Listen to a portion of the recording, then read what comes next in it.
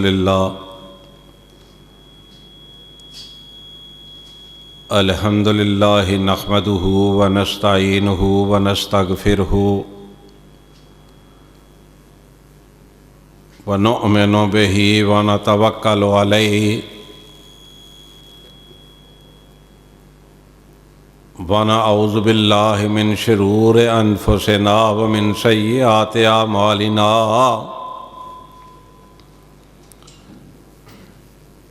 من يهده الله فلا مضل له ومن يضلله فلا هادي له وأشهد أن لا إله إلا الله وحده لا شريك له وأشهد أن محمدًا عبده ورسوله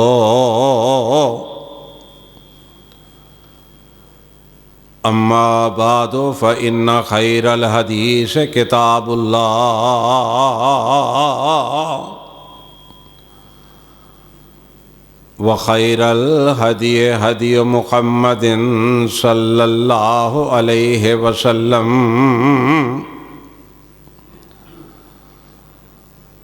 وشر الأمور محدثاتها وكل محدثة بدعة وَكُلُّ بِدْعَةٍ ضَلَالَةٍ وَكُلُّ ضَلَالَةٍ فِي النَّارِ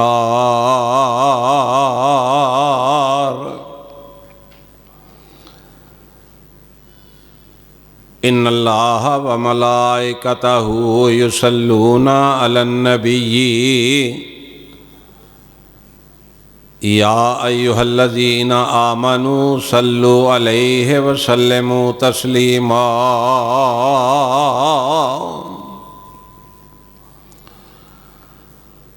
اللهم صل على محمد وعلى آل محمد كما صليت على إبراهيم وعلى آل إبراهيم إنك حميد مجيد اللهم بارك على محمد وعلى آل محمد كما باركت على إبراهيم وعلى آل إبراهيم إنك حميد مجيد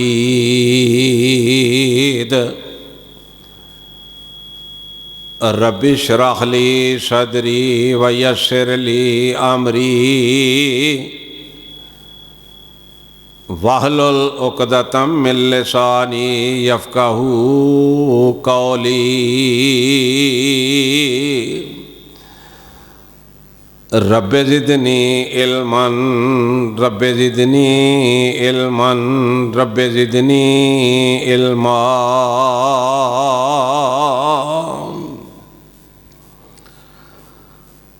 اعوذ باللہ السمیع العلیم من الشیطان الرجیم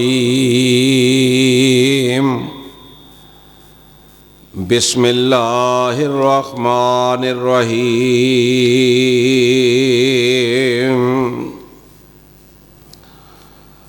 ومن اضل ممن يدعو من دون اللہ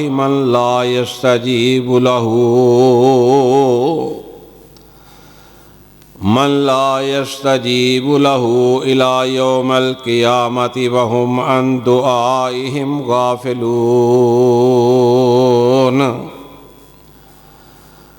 وإذا حشر الناس كانوا لهم أعداء وكانوا بعبادتهم كافرين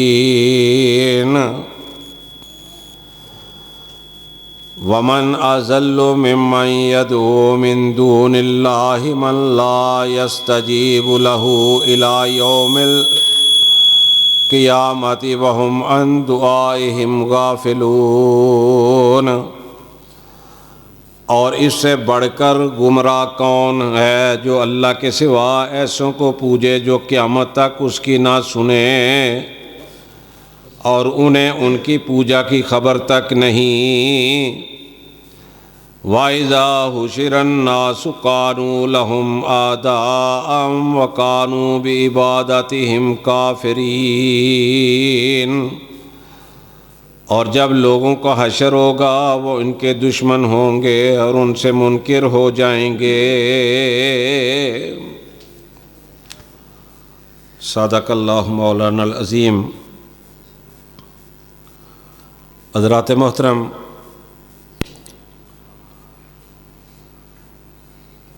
بیماریاں تو بہت ہیں، مختلف قسموں کی بیماریاں ہیں،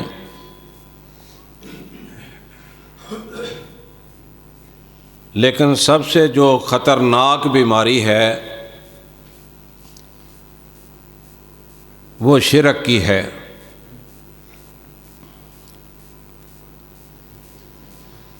شرک کی بیماری ایسی بیماری ہے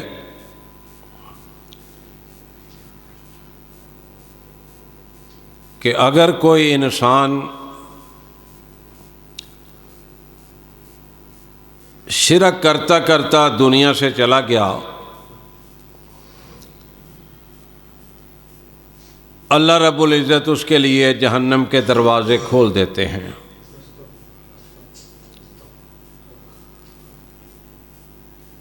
اور اگر کوئی آدمی شرک کرتا ہے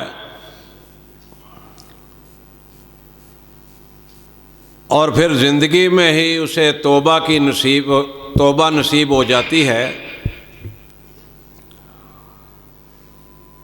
تو اللہ تعالیٰ اس کے پچھلے گناہ معاف فرما دیتے ہیں۔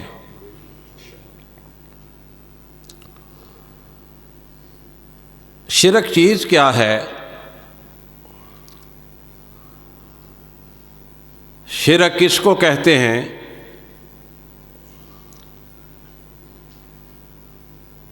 بہت سارے علماء کرام بھی، گدی نشین بھی، ممبر و محراب پر بیٹھنے والے بھی، اللہ انہیں ہدایت دے، وہ بھی شرک پھیلانے میں مصروف عمل ہیں۔ اور وہ لوگوں کو دھوکہ دیتے ہیں کہ لوگوں یہ جو محمد صلی اللہ علیہ وسلم کی امت ہے نا، یہ شرک نہیں کر سکتی یا ان سے شرک نہیں ہو سکتا۔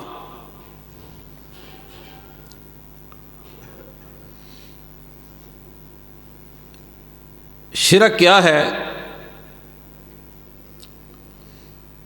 کہ جو اللہ تعالیٰ کی صفات ہیں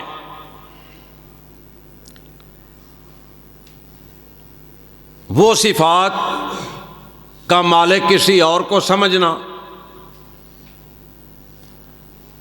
چاہے وہ محمد مصطفیٰ صلی اللہ علیہ وسلم کی ذات گرامی کیوں نہ ہو۔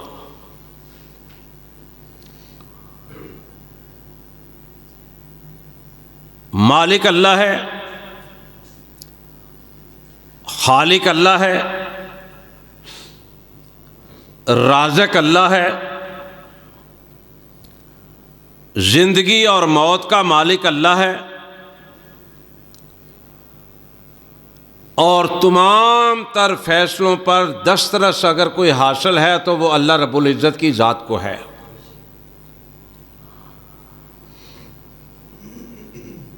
اب دیکھو نا، کئی لوگ عزیر علیہ السلام کو اور مسیح علیہ السلام کو اللہ کا بیٹا قرار دیتے ہیں۔ نعوذ باللہ، استغفر اللہ۔ اور کئی کلمہ گو ایسے ہیں جو فرشتوں کو اللہ تعالیٰ کی بیٹیاں کہتے ہیں۔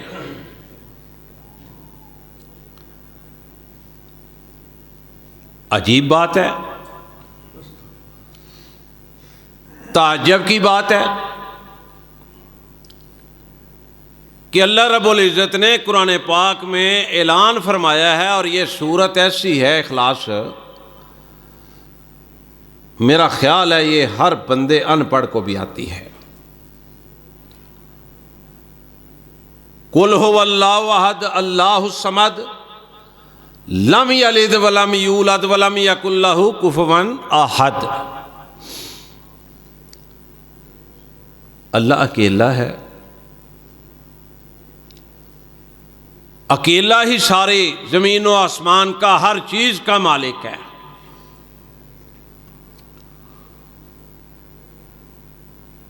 اب اس کے باوجود کہنا کہ عزیر علیہ السلام اللہ کے بیٹے ہیں،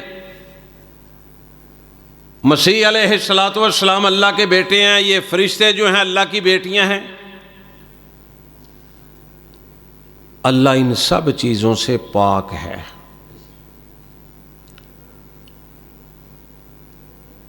یہ جب تک ایمان نہیں نہ ہوگا، جب تک ایمان کی یہ کیفیت نہیں ہوگی، تب تک تہجد گزار کی نماز بھی قابل قبول نہیں ہوگی، حج کرنے والے کا حج قبول نہیں ہوگا، عمرہ کرنے والے کا عمرہ قبول نہیں ہوگا، 5 وقت کی نماز تکبیر اولیٰ کے ساتھ پڑھنے والے کی نماز بھی اللہ کے ہاں قبول نہیں ہوگی، جب تک عقیدہ درست نہیں ہوگا۔ جتنی مرضی عبادت کرتا رہے، یہ رب کا قرآن ہے، اس کا ایک لفظ توحید والا پڑھے، موحد پڑھے تو 10 نیکیاں ملتی ہیں، اور اللہ چاہے تو 70,000 تک لے جائے۔ لیکن اگر وہ شرک کرنے والا ہے تو اس کو ایک نیکی بھی نہیں ملے گا، چاہے سارا دن وہ قرآن کی تلاوت کرتا رہے، اس کا ایمان ہی بنیاد ہی صحیح نہیں ہے۔ اگر چور ہے، چور چوری کرتا ہے، چوری کرنے والے کو ہم چور کہتے ہیں، ڈاکہ ڈالنے والے کو ہم ڈاکو کہتے ہیں، جوا کھیلنے والے کو ہم جواری کہتے ہیں، زنا کرنے والے کو ہم زانی کہتے ہیں۔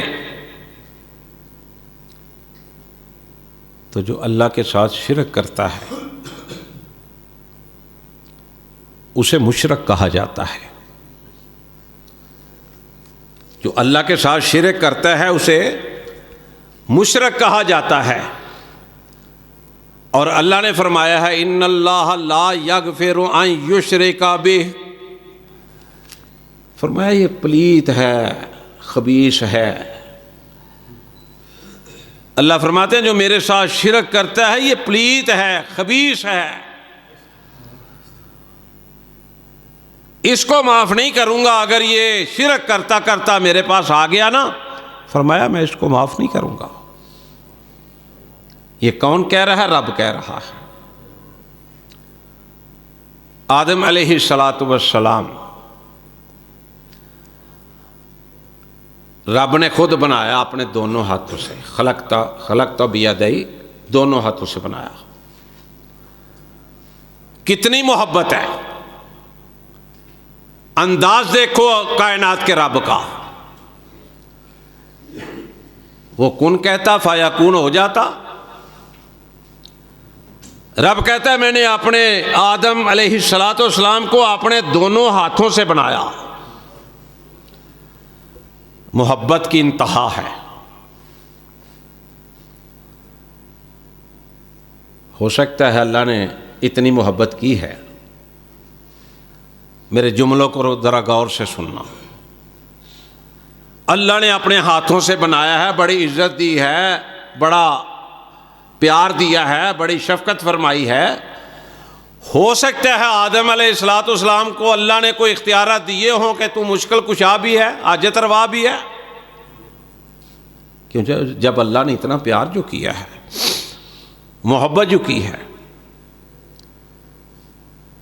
لیکن آدم علیہ السلام جب شیطان کے بہکانے پر انہوں نے وہ پھل کھا لیا جس پھل کو کھانے سے رب العزت نے منع کیا تھا، آدم علیہ السلام اور ماں جی حوا کا لباس بھی اتر گیا، درختوں سے کے پتوں سے وہ اپنی شرمگاہوں کو ڈانپ رہے تھے۔ مشکل کشا کوئی ہو تو ایسا ہوتا ہے اس کے ساتھ۔ پھر جنت سے نکالا گیا، جناب آدم علیہ السلام پر مشکل ترین وقت تھا، اللہ ناراض ہو گیا، جنت سے نکال دیا۔ اگر اللہ نے انہیں کوئی اختیار دیے ہوتے تو وہ یہ کام تو نہ ہوتا نا، وہ روک لیتے ان چیزوں کو، اپنا لباس بھی نہ اترنے دیتے۔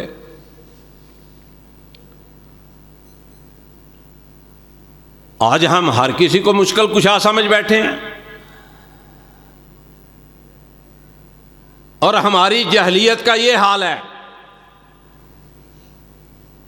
کہ کئی لوگوں نے سرخ کڑے پہنے ہوئے ہیں، سرخ داغے پہنے ہوئے ہیں،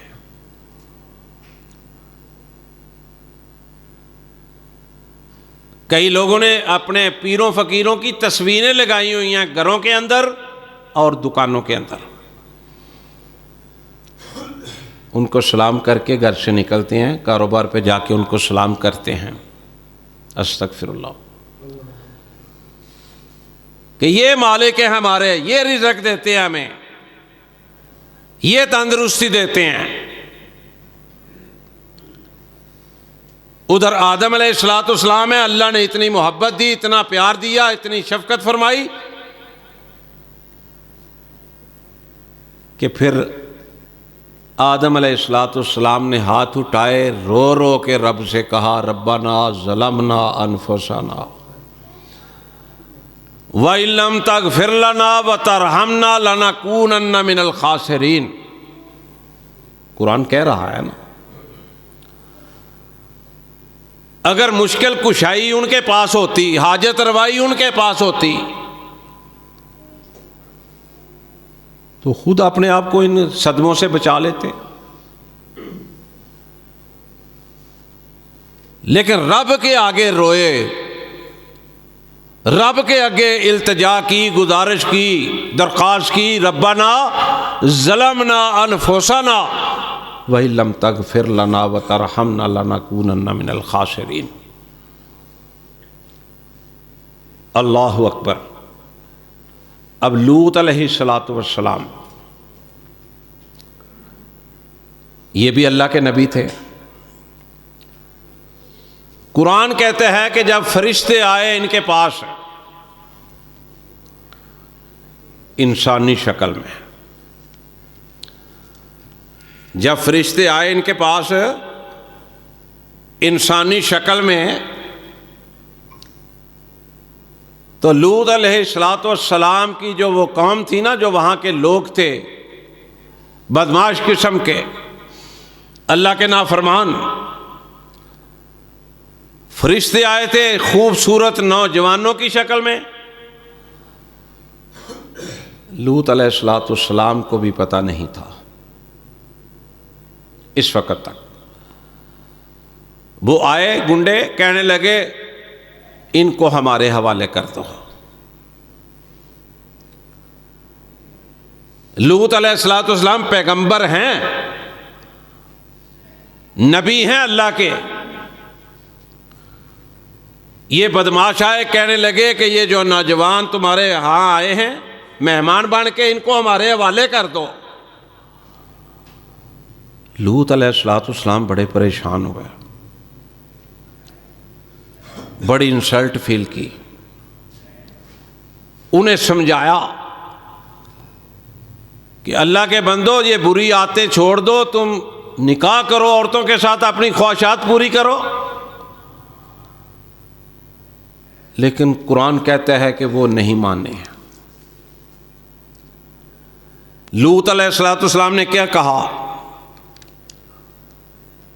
ذرا غور کرنا، فرمایا لو ان لی بکم قوتا او آوی الی رکن شدید، کاش میرے پاس قوت ہوتی۔ کون کہہ رہا ہے؟ اللہ کے نبی کہہ رہا ہے کہ تم میرے مہمانوں کے سامنے مجھے پریشان کر رہے ہو، میری انسلٹ کر رہے ہو، مجھے ذلیل کر رہے ہو، کاش میرے پاس قوت ہوتی تمہارا مقابلہ کرنے کے لیے، تو میں تجھے سبق سکھا دیتا۔ مطلب کہ قوت ہے تو کس کے پاس ہے؟ اللہ رب العزت کے پاس ہے۔ نوح علیہ السلام اللہ کے نبی، یہ 10 صدیوں کے بعد آئے، آدم علیہ السلام سے نا 10 صدیوں کے بعد مبعوث فرمایا گیا اللہ تعالیٰ نے ان کو۔ 950 سال اللہ تعالیٰ کی توحید کی دعوت دی، پتھر بھی کھائے، گالیاں بھی کھائے۔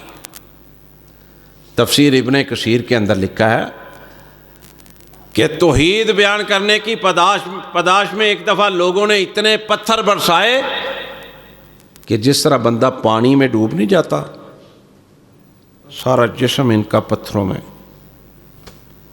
چلا گیا، صرف سر نظر آ رہا تھا، گردن نظر آ رہی تھی۔ توحید کی دعوت دی 950 سال۔ ہو سکتا اللہ نے ان کو پھر مشکل کشائی کا کچھ اختیار دے دیا ہو، کیونکہ 950 سال انہوں نے دعوت دی رب کے توحید کی۔ آج ہم جیسے گناہگار، ہم جیسے خطا کار، جب ہم اللہ کی توحید کی دعوت دیتے ہیں نا، کائنات کے رب کی قسم ہے سینے میں ٹھنڈ پڑ جاتی ہے، یقین ہو جاتا ہے، اطمینان ہو جاتا ہے کہ عرش والا رب ہماری زندگی بھی بہتر بنا دے گا، ہماری آخرت بھی بہتر بنا دے گا۔ تو نوح علیہ السلام نے 950 سال، آپ اندازہ فرمائیں، لیکن کیا ہوا؟ سورہ ہود کے اندر سارا واقعہ اللہ تعالیٰ نے بیان فرمایا ہے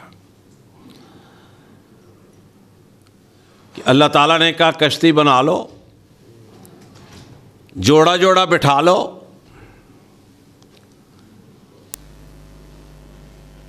بیٹے کو کہا تم بھی آ جاؤ،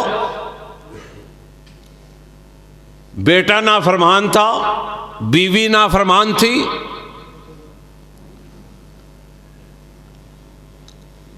کہا ابا جان مجھے کشتی میں بیٹھنے کی ضرورت نہیں ہے، کشتیاں ڈوب جایا کرتی ہیں، پہاڑ پہ چڑھ جاؤں گا، پہاڑ پر کبھی پانی نہیں آیا۔ اللہ اکبر۔ فرمایا وَقَالَ ارْكَبُوا فِيهَا بِسْمِ اللَّهِ مَجْرِهَا وَمُرْسَهَا إِنَّ رَبِّي لَغَفُورٌ رَحِيمٌ وَهِيَ تَجْرِي بِهِمْ فِي مَوْجٍ كَالْجِبَالِ وَنَادَى نُوحٌ ابْنَهُ وَكَانَ فِي مَعْزِلٍ يَا بُنَيَّ ارْكَب مَّعَنَا وَلَا تَكُن مَّعَ الْكَافِرِينَ قَالَ سَآوِي إِلَى جَبَلٍ يَعْصِمُنِي مِنَ الْمَاءِ قَالَ لَا عَاصِمَ الْيَوْمَ من امر اللہ الا من رحیم وحال بینہما الموج فکان من المغرقین۔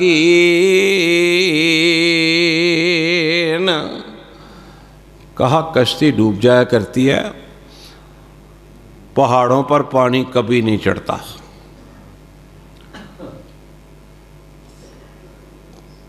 کیوں جی پھر پانی آیا کہ نہ آیا؟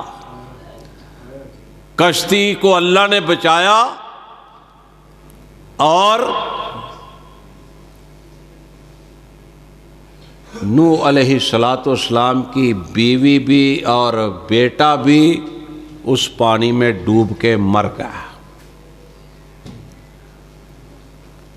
اور دیکھو 950 سال اللہ کی توحید کی دعوت دی. فرمایا وَنَادَى نُوحٌ رَبَّهُ فَقَالَ رَبِّ إِنَّ ابْنِي مِنْ أَهْلِي وَإِنَّ وَعْدَكَ الْحَقُّ وَأَنْتَ أَحْكَمُ الْحَاكِمِينَ.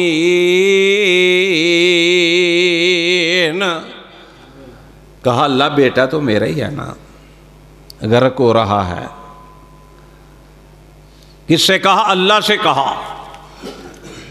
کبھی قرآن کا مطالعہ کیا کرو، ترجمہ پڑھا کرو. اللہ نے فرمایا قال یا نوح انہ لیس من اہلک، اے نوح وہ تیرے گھر والوں میں سے نہیں ہے، وہ تیرا بیٹا نہیں ہے، وہ تیرا بھی نافرمان ہے، میرا بھی نافرمان ہے. انہ عمل غیر صالح فلا تسألنی ما لیس لک بہ علم انی اعیذک ان تکون من الجاہلین. کہا اگر تو نادان بن گیا، ضد کی اپنے بیٹے کے لیے، تو بھی گناہ گار لوگوں میں شامل ہو جائے گا، تو بھی میرے نافرمانوں میں شامل ہو جائے گا. یہ اللہ کہہ رہا ہے اس پیغمبر کو جس نے 950 سال توحید کی دعوت دی ہے. فرمایا قال رب انی اعوذ بک ان اسألک ما لیس لی بہ علم وَإِلَّا تَغْفِرْ لِي وَتَرْحَمْنِي أَكُنْ مِنَ الْخَاسِرِينَ. کہا اللہ میں تجھ سے وہ چیز نہیں مانگتا جو میرے لیے نفع بخش نہ ہو. اللہ کے آگے سرنڈر کر لینا یہ توحید ہے. توحید اس کو کہتے ہیں. اور انسان کا پتہ چلتا ہے خوشی میں بھی اور غمی میں بھی. نبی صلی اللہ علیہ وسلم، اور یارو اللہ نے یوسف علیہ السلام کو حسن دیا نا، آدھا حسن دیا دنیا کا. اللہ نے میرے پیغمبر علیہ السلام کو کتنا حسن دیا تصور بھی نہیں کیا جا سکتا. صورت بھی اللہ، سیرت بھی اللہ، کردار بھی اللہ، اٹھنا بھی اللہ، بیٹھنا بھی اللہ، بولنا بھی اللہ، سونا بھی اللہ، جاگنا بھی اللہ. اللہ نے اتنی محبت کی ہے، ساری کائنات سے اعلیٰ اور افضل بنایا ہے. ذرا سوچو، ہاں ہو سکتا ہے اللہ نے ان کو بھی کوئی اختیارات دیے ہوں اس طرح کے جو اللہ کے اختیارات ہیں. اللہ نے ان جیسا نہ کو بنایا نہ بنائے گا. اللہ نے نبی کریم صلی اللہ علیہ وسلم جیسا نہ کوئی بنایا نہ بنائے گا، نہ اتنی عزت کسی کو دی، نہ مقام دیا، نہ اللہ تعالیٰ دے گا. یارو سوچو ذرا ایک لمحے کے لیے، ہو سکتا ہے اللہ نے ان کو کوئی مشکل کشائی کا اختیارات دیے ہوں. یہ ان پیروں فقیروں کے پاس اختیارات ہیں. آؤ سنو ذرا توجہ سے. لوگوں 3 بیٹے نبی علیہ السلام کے، بعض نے 4 بھی کہا ہے. یہ کا نام طیب طاہر تھا، بعض نے کہا ہے طیب علیحدہ ہے، طاہر علیحدہ ہے، بعض نے کہا ہے طیب اور طاہر ایک ہی بیٹے کا نام تھا. خیر 3 بیٹے نبی کریم صلی اللہ علیہ وسلم کے، تینوں بیٹے دنیا سے چلے گئے. کیا نبی علیہ السلام کی بیٹیاں اپنے بابا کو نہیں کہتی ہوں گی اللہ ایک بھائی کو تو بچا لو؟ لیکن یہ کس کے اختیار میں ہے؟ بولو میرے بھائیو، کس کے اختیار میں ہے؟ اللہ کے. نہیں تو بہنیں کہتی ہوں گی، نبی علیہ السلام کی بیٹیاں کہتی ہوں گی. اللہ کے رسول کا بھی دل کرتا ہوگا. جب ابراہیم علیہ السلام نبی علیہ السلام کے ہاتھوں پہ دم دیا تو نبی علیہ السلام نے کہا تھا ابراہیم محبت تجھ سے بڑی ہے، بڑی تھی، لیکن تیری وفات پر میں وہ کلمات کہوں گا جس سے اللہ راضی ہو جائے. وہ کلمات نہیں کہوں گا جس سے اللہ ناراض ہو۔ اگر وہ مشکل کشا ہوتے، حاجت روا ہوتے تو کسی بیٹے کو بچا لیتے۔ خانہ کعبہ کے اندر نبی علیہ الصلوۃ والسلام کی کمر مبارک پر روجری رکھی گئی، کیا مشکل کشا حاجت روا جو ہو سکتا ہے اس کے ساتھ یہ واقعہ پیش آ سکتا ہے؟ نہیں آ سکتا۔ پھر نبی علیہ الصلوۃ والسلام کے صحابہ کو رسول اللہ صلی اللہ علیہ وسلم کی نظروں کے سامنے ان کی موجودگی میں تشدد کا نشانہ بنایا جاتا تھا۔ اگر وہ مشکل کشا ہوتے تو اپنے صحابہ کو بچاتے کہ نہ بچاتے؟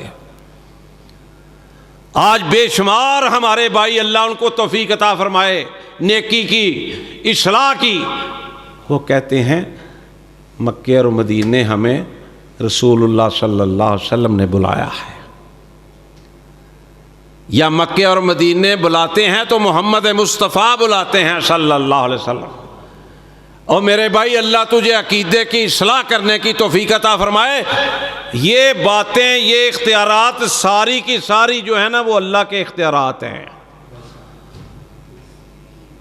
اللہ سے کہو یا اللہ میں مکہ بھی دیکھنا چاہتا ہوں، مدینہ بھی دیکھنا چاہتا ہوں، اللہ مجھے دکھا دے۔ یہ توحید ہے۔ پھر نبی علیہ الصلوۃ والسلام کو پتھر مارے گئے کہ نہیں طائف کے اندر؟ جو مشکل کشا ہوتا ہے اسے پتھر، اللہ مشکل کشا ہے نا، حاجت روا ہے، ساری دنیا بھی مل کے آ جائے، ساری کائنات مل کے آ جائے، ساری طاقتیں مل کے آ جائے، کیوں جی اللہ تعالیٰ کا کوئی نقصان کر سکتا ہے؟ رائی کے دانے برابر تکلیف دے سکتا ہے؟ نہیں۔ یہ توحید ہے، یہ عقیدہ بناؤ، یہ توحید ہے۔ اب حضرت حسن رضی اللہ تعالی عنہ یہ کون ہے؟ صحابی رسول ہیں۔ یہ کون ہے؟ اللہ کے رسول صلی اللہ علیہ وسلم کے نواسے ہیں، جنت کے شہزادے ہیں۔ جو نہیں مانتا وہ مسلمان ہی نہیں۔ کئی لوگ ان کو مشکل کشا کہتے ہیں، حاجت روا کہتے ہیں۔ حضرت حسن رضی اللہ تعالی عنہ کو تاریخ اسلام پڑھ کے دیکھو، انہیں زہر دے کر شہید کیا گیا۔ اگر وہ مشکل کشا ہوتے، حاجت روا ہوتے تو وہ اپنے آپ کو بچا لیتے نا۔ حضرت حسین رضی اللہ تعالیٰ عنہ کو مشکل کشا کہا جاتا ہے، حاجت روا کہا جاتا ہے۔ کربلا کا واقعہ آپ نے کئی دفعہ سنا۔ ان کے سامنے ظلم اور زیادتی کی انتہا کی، یہی ان کے خانوادے کو وہاں پہ شہید کیا گیا۔ خود ان کی اپنی شہادت ہوئی، حضرت حسین رضی اللہ تعالیٰ عنہ کی۔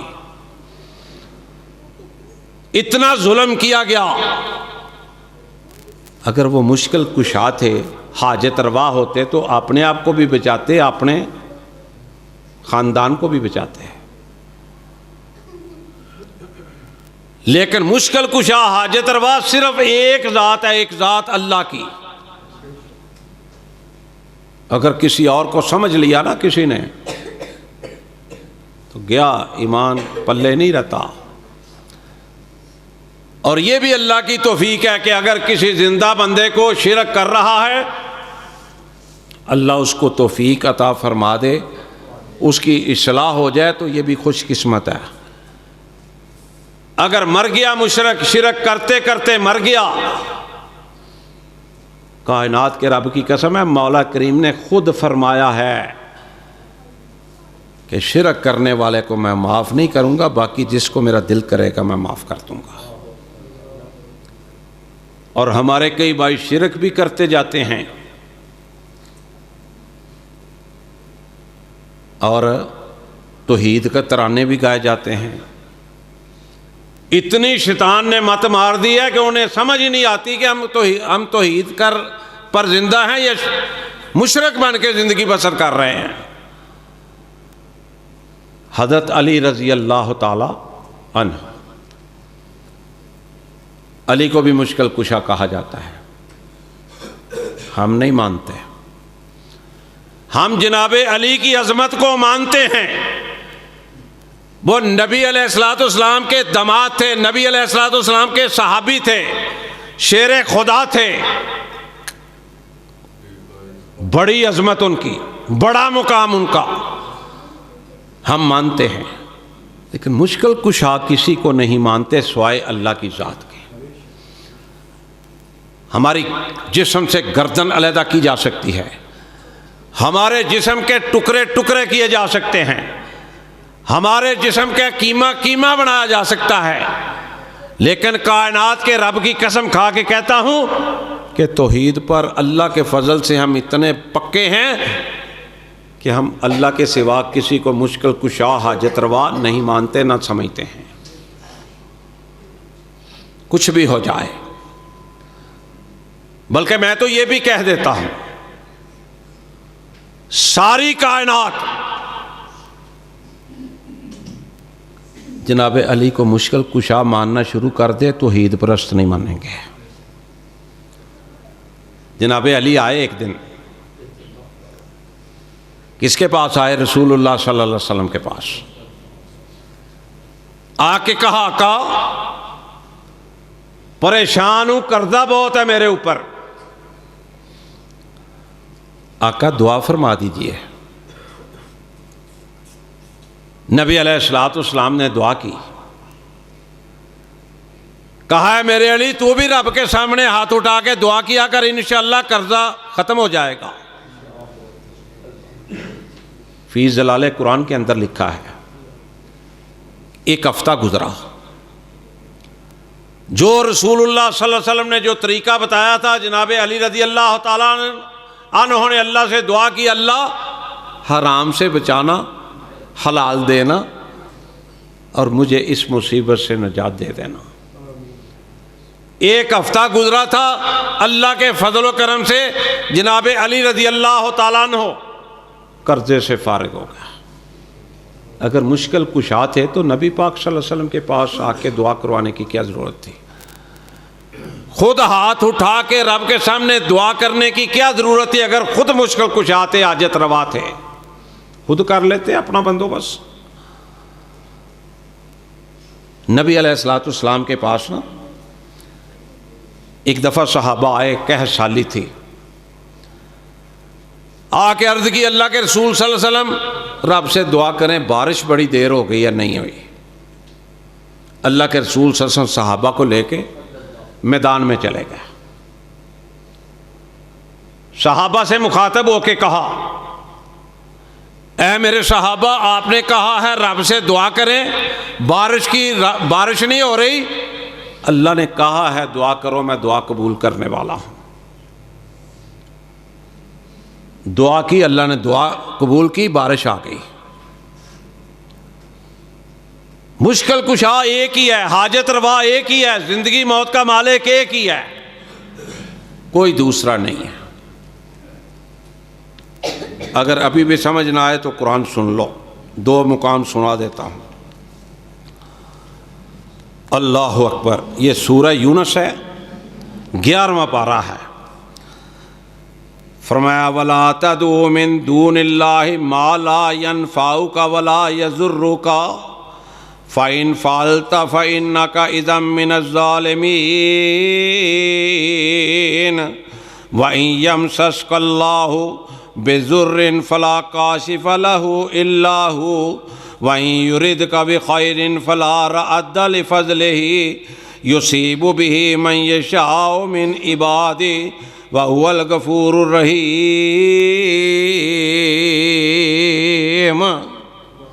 قرآن کہہ رہا ہے، اگر نہیں کوئی مانتا تو پھر قرآن کی بھی مخالفت کر رہا ہے۔ سورہ یونس ہے، 11واں پارہ ہے۔ اللہ تعالیٰ فرما رہے ہیں کہ اگر میں کسی کو کوئی نقصان پہنچانا چاہوں، میں ارادہ کر لوں، ساری کائنات مل کے آ کے اسے کوئی فائدہ نہیں دے سکتی، اور اگر میں کسی کو فائدہ دینے کا ارادہ کر لوں، ساری کائنات بھی مل کے آ جائے تو اسے نقصان نہیں پہنچا سکتی۔ میرے بھائیوں، کسی نے کڑے پہنے ہوئے ہیں، کسی نے گاڑی لی ہے، جوتا لٹکایا ہوا ہے، کسی نے پیروں فقیروں کی تصویریں جو ہیں وہ گھروں میں اور دکانوں پہ لٹکائی ہوئی ہیں، ان کو سلام کیا جاتا ہے۔ اور اب تو پہلے یہ مزاروں پہ خرابیاں پیدا ہوتی ہیں نا، لوگوں غور سے سنو، اب مساجد میں بھی شروع ہو گئی ہیں بھنگڑے ڈالنے، ہاں، پیروں کے ہاتھ چومنے، پیروں کے پاؤں چومنے۔ وہ اللہ کے گھر تو بنائے گئے ہیں اللہ کی خالص عبادت کے لیے۔ وَمَا خَلَقْتُ الْجِنَّ وَالْإِنسَ إِلَّا لِيَعْبُدُونِ، اللہ نے کہا میں نے جنوں اور انسانوں کو پیدا ہی اس لیے کیا ہے کہ یہ میری عبادت کریں۔ ان مساجد میں بھی جانے سے گریز کرو جہاں پہ یہ بدعات اور شرک ہوتے ہیں، یہ بھی میرا اور آپ کا فرض ہے۔ ان جگہ پہ جاؤ، ان مساجد میں جاؤ، ان اللہ کے گھروں میں جاؤ جہاں رب کی بات ہوتی ہے اور رب کے نبی کی بات ہوتی ہے، جہاں قرآن کی بات ہوتی ہے، جہاں پر نبی کے فرمان کی بات ہوتی ہے صلی اللہ علیہ وسلم۔ یہ سورہ الانعام ہے، 7واں پارہ ہے، وہی چیز اللہ نے یہاں فرما دی ہے۔ فرمایا وَإِن يَمْسَسْكَ اللَّهُ بِضُرٍّ فَلَا كَاشِفَ لَهُ إِلَّا هُوَ وَإِن يَمْسَسْكَ بِخَيْرٍ فَهُوَ عَلَى كُلِّ شَيْءٍ قَدِيرٌ وَهُوَ الْقَاهِرُ فَوْقَ عِبَادِهِ وَهُوَ الْحَكِيمُ الْخَبِيرُ۔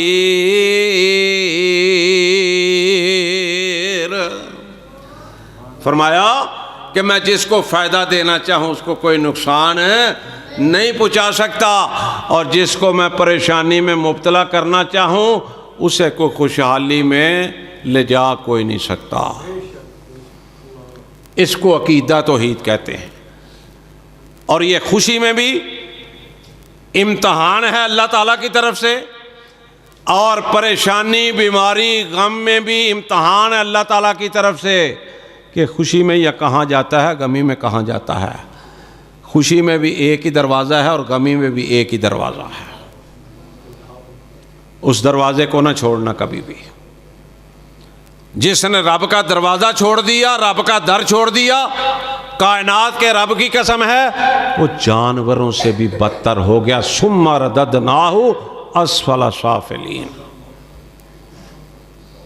اس کی زندگی بھی برباد ہو گئی، اس کی آخرت بھی برباد ہو گئی اگر اسے سمجھ نہ آئی اور مر گیا۔ عبداللہ بن ابی کا واقعہ کئی دفعہ آپ نے سنا، میں اختصار کے ساتھ بات کر جاؤں۔ لوگوں رسول اللہ صلی اللہ علیہ وسلم جب امامت کرواتے بالکل پیچھے، یہ جیسے بلال صاحب بیٹھے ہوئے ہیں نا میرے بھائی، نبی علیہ السلام کی امامت مصلی پہ کھڑے ہوتے، بالکل پیچھے بیٹھا ہوتا عبداللہ بن ابی، اور داڑھی پتہ اس کی کتنی تھی؟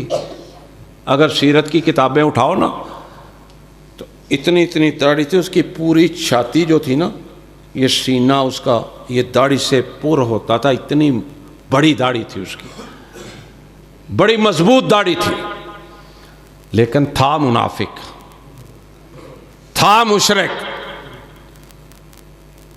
اور جب نبی علیہ السلام ممبر پر بیٹھ کے خطبہ جمعہ ارشاد فرمایا کرتے، یا ویسے کوئی اللہ کا پیغام دینا چاہتے، دے رہے ہوتے، اتنا منافق تھا۔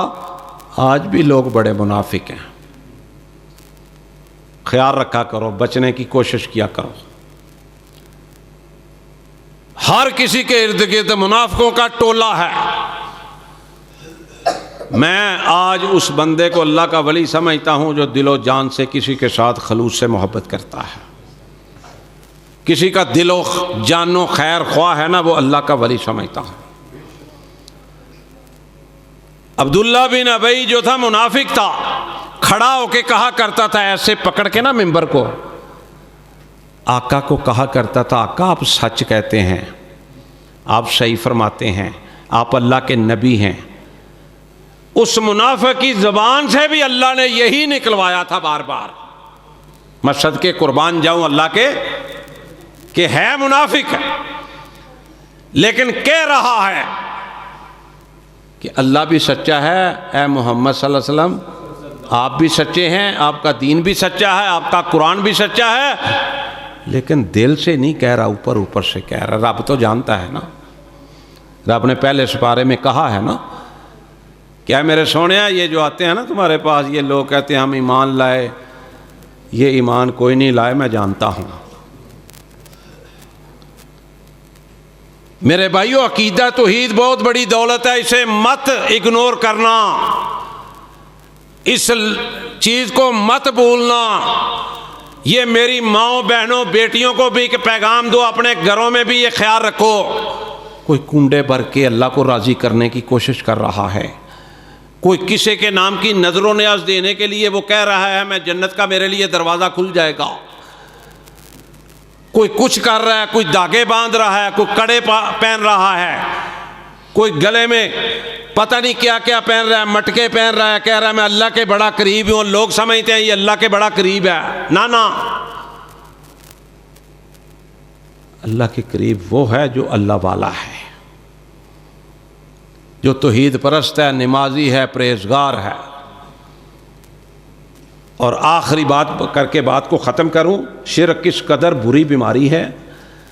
اللہ نے کہا ہے میں زانی کو معاف چاہوں گا تو کر دوں گا، چور کو معاف کرنا چاہوں گا کر دوں گا، ڈاکو کو معاف کرنا چاہوں گا کر دوں گا، ہر گناہ والے کو اللہ نے کہا کہ میں چاہوں گا تو معاف کر دوں گا، لیکن میں نہیں معاف کروں گا تو شرک کرنے والے کو نہیں معاف کروں گا۔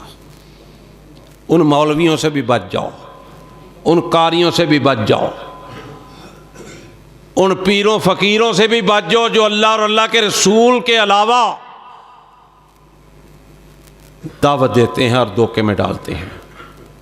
اللہ تعالیٰ مجھے اور آپ کو عمل کی توفیق عطا فرمائے۔ اگر شرک نہیں میری اور آپ کی زندگی میں تو انشاءاللہ پر امید ہو جائیں، اللہ کے فضل و کرم سے میں اور آپ جنت میں اکٹھے ہوں گے۔